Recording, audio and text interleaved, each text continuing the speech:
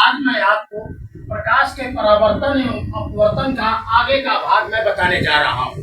सबसे पहले अब आते हैं विसरित परावर्तन किसे कहते हैं। जब प्रकाश आती है और किसी ऐसे पृष्ठ पर टकराती है जो खुरखुरा होता है, वहां से प्रकाश जो है सभी दिशाओं में फैल जाती है। प्रकाश के सभी दिशाओं में फैलने की जो घटना होती है वही विसरित परावर्तन कहलाती है।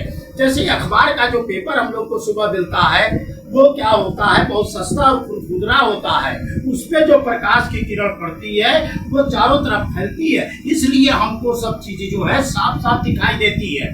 इसी तरह से दीवार भी है, यहाँ पे जब प्रकाश पड़ता है तो वह चारों दिशाओं में फैल जाता है। तो प्रकाश के चारों दिशाओं में फैलने की घटना को ही प्रकाश का हम विसरित परावर्तन कहते हैं। खुरखुरे पृष्ठ से चारों दिशाओं में फैलने की घटना को ही विसरित परावर्तन कहते हैं।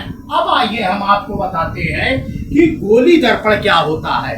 गोली दर्पण जो होता है कांच के खोखले गोले का एक कटा हुआ भाग होता है। क्या चीज है, मैंने बताया आपको तो गोली दर्पण जो है क्या चीज, खोखले कांच के गोले का एक कटा हुआ भाग होता है। उसी में से क्या होता है, एक हम निकालते हैं अवतल दर्पण और दूसरा होता है उत्तल दर्पण। अवतल दर्पण में क्या होता है, उभरे हुए भाग पर कलई किया जाता है, लेकिन जो दबा हुआ भाग होता है वही परावर्तक तल होता है। जबकि उत्तल दर्पण में उभरा हुआ जो भाग होता है वो परावर्तक तल होता है और जो दबा हुआ भाग होता है उस पे कलई किया जाता है। प्यारे बच्चों, अब आप आ जाइए, उसके बाद हम आपको जो है इससे संबंधित कुछ परिभाषाएं बता देते हैं। सबसे पहले आप आइए इसका वक्रता केंद्र।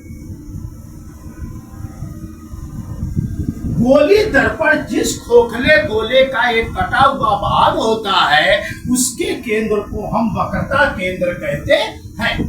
क्या चीज, गोली दर्पण जिस खोखले गोले का एक कटा हुआ भाग होता है उसके केंद्र को वक्रता केंद्र हम कहते हैं। इसको हम C से प्रदर्शित करते हैं। अब आ जाइए उसके पश्चात अब आप वक्रता त्रिज्या।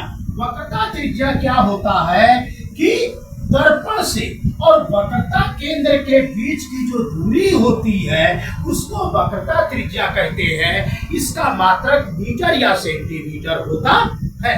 अब आ जाइए दर्पण का ध्रुव क्या होता है। परावर्तक तल का जो मध्य बिंदु होता है वही दर्पण का ध्रुव कहलाता है।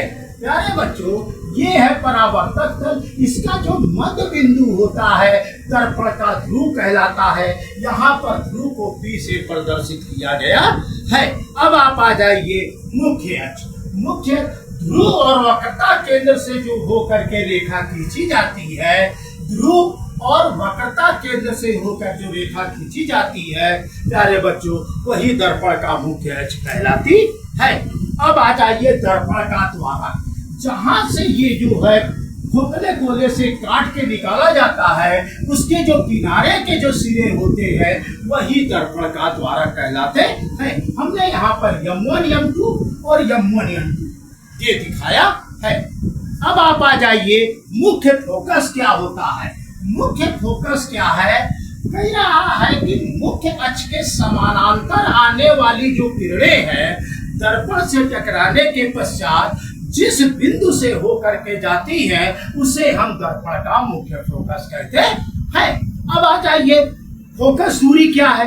मुख्य फोकस मुख्य फोकस और ध्रुव के बीच की जो दूरी होती है वही दर्पण का जो है फोकस दूरी कहलाती है। इसको हम F से प्रदर्शित करते हैं और इसका मात्रक मीटर या सेंटीमीटर होता है।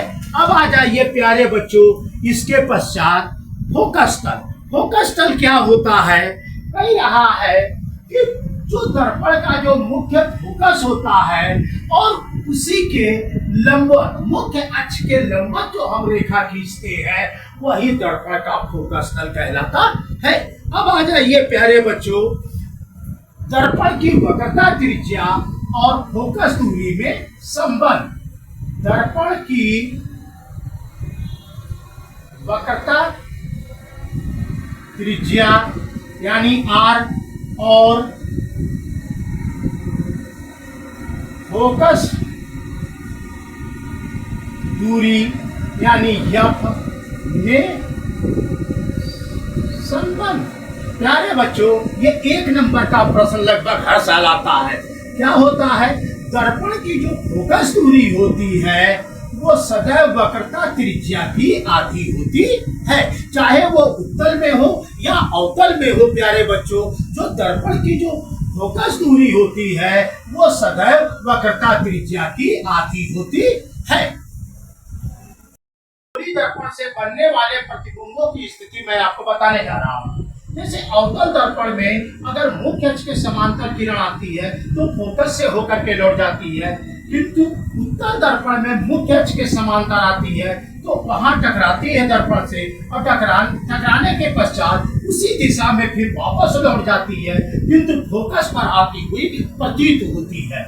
दूसरा है कि अगर अवतल दर्पण में कोई किरण फोकस से होकर के जाती है और दर्पण से टकराती है, टकराने के पश्चात पुनः वह मुख्य अक्ष के समांतर हो जाती है, लेकिन उत्तल दर्पण में प्यारे बच्चों मुख्य अक्ष के समांतर आती है, टकराई और टकराने के पश्चात उसी दिशा में फिर जो है परावर्तित हो जाती है, लेकिन ऐसा लगता है कि वह किरण जो है फोकस पर आती हुई प्रतीत हो रही है।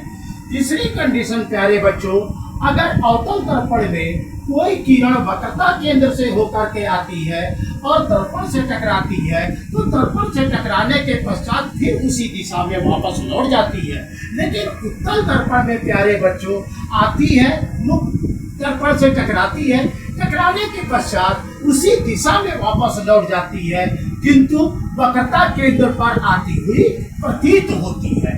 प्यारे बच्चों, आज के लिए इतना ही मैं आपको बता रहा हूँ, बाकी मैं अगले वीडियो में आपको जो है बताऊंगा। कृपया मेरे इस चैनल को शेयर, सब्सक्राइब और लाइक अवश्य करें। धन्यवाद।